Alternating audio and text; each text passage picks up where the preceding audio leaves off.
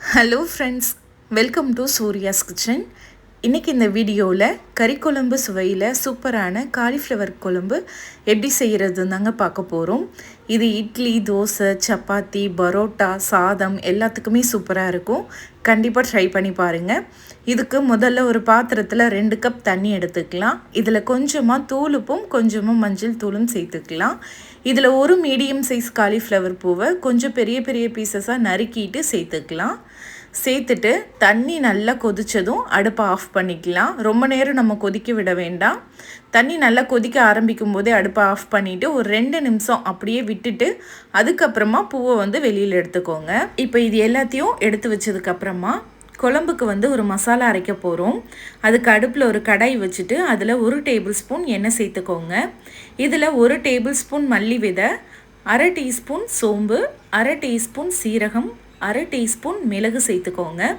சேர்த்துட்டு அடுப்பை சிம்மில் வச்சு இதை லேசாக வறுத்து விட்டுக்கலாம். இப்போ இதில் 2 மீடியம் சைஸ் பெரிய வெங்காயத்தை நறுக்கிட்டு சேர்த்துக்கலாம். சேர்த்து நல்லா வதக்குங்க. வெங்காயம் கண்ணாடி பதம் மாறி வர வரைக்கும் வதக்கணும். இப்போ வெங்காயம் நல்லா வதங்கினதும் இதில் 2 மீடியம் சைஸ் தக்காளி பழத்தை நறுக்கிட்டு சேர்த்துக்கலாம். பெரிய தக்காளியாக இருக்குன்னா ஒரே ஒரு தக்காளி சேர்த்துக்கோங்க போதும். இப்போ தக்காளி சேர்த்து தக்காளி நல்லா மசிகிற அளவுக்கு வதக்கிக்கலாம். இப்போ தக்காளி மசிஞ்சதும் இதில் 2 டீஸ்பூன் தேங்காய் துருவல் சேர்த்துக்கலாம். தேங்காய் அதிகமாக சேர்க்க வேண்டாம், 2 டீஸ்பூன் போதும். இப்போ இதை நல்லா ஒரு முறை வதக்கி விட்டுட்டு அடுப்பை ஆஃப் பண்ணிவிட்டு இப்போ இது நல்லா ஆறுனதுக்கப்புறமா ஒரு மிக்சி ஜாரில் மாற்றிட்டு கொஞ்சமாக தண்ணி சேர்த்து நைஸான பேஸ்ட்டை அரைச்சி எடுத்து வச்சுக்கலாம். இப்போ அடுப்பில் ஒரு குக்கர் வச்சுக்கலாம். இதில் 2 டேபிள் ஸ்பூன் எண்ணெய் சேர்த்துக்கலாம். எண்ணெய் சூடானதும் ஒரு சின்ன சைஸ் வெங்காயத்தை இந்த மாதிரி ஸ்லைஸாக நறுக்கிட்டு சேர்த்துக்கலாம். நீங்கள் பாதி வெங்காயம் நறுக்கி சேர்த்தா கூட போதும் தாளிக்கிறதுக்கு. இப்போ இந்த வெங்காயத்தை நல்லா வதக்கிக்கலாம். இது கூடவே ஒரு கொத்து கறிவேப்பிலை போட்டுக்கலாம். போட்டுட்டு இப்போ வெங்காயம் கொஞ்சம் நிறம் மாறுற வரைக்கும் நல்லா வதக்கிக்கலாம். இப்போ இது கூட 1 டீஸ்பூன் இஞ்சி பூண்டு விழுது சேர்த்துக்கோங்க. சேர்த்துட்டு இஞ்சி பூண்டோடைய பச்சை வாசனை போக நல்லா வதக்கிக்கலாம். அடுப்பை சிம்மிலே வச்சுக்கோங்க, இல்லைன்னா இஞ்சி பூண்டு அடிப்பிடிச்சிரும். இப்போது நல்லா வதக்கினதுக்கப்புறம் இதில் ஒரு சின்ன சைஸ் தக்காளி பழம் இந்த மாதிரி நல்லா பொடியாக நறுக்கிட்டு சேர்த்துக்கோங்க. இது கூடவே கொஞ்சமாக தூளுப்பு சேர்த்து இதை நல்லா வதக்குங்க. தக்காளி நல்லா மசிஞ்சு வர வரைக்கும் வதக்கிக்கலாம்.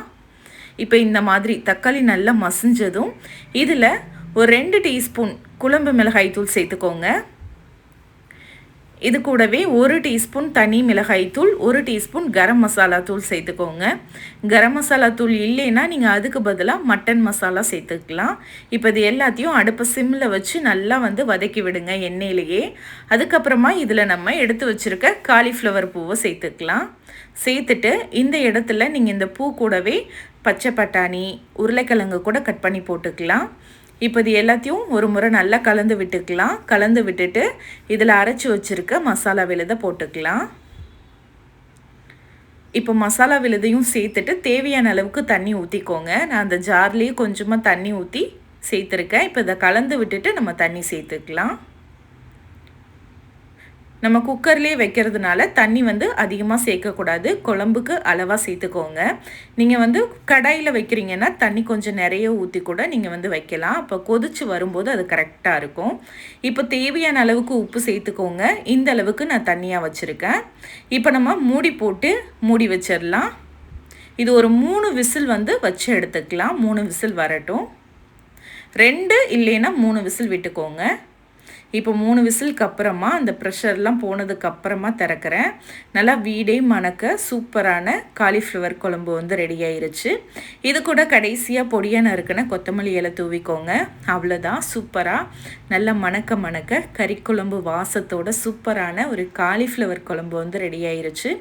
கண்டிப்பாக இதே அளவுகளில் இதே மாதிரி நீங்கள் செஞ்சு பாருங்கள். செஞ்சு பார்த்துட்டு எப்படி வந்ததுன்னு மறக்காமல் கமெண்ட்டில் சொல்லுங்கள். இந்த காலிஃப்ளவர் குழம்பு ரெசிபி உங்களுக்கு பிடிச்சிருந்தா லைக் பண்ணி, ஷேர் பண்ணி, சப்ஸ்கிரைப் பண்ணிக்கோங்க. தேங்க்யூ ஃபார் வாட்சிங்.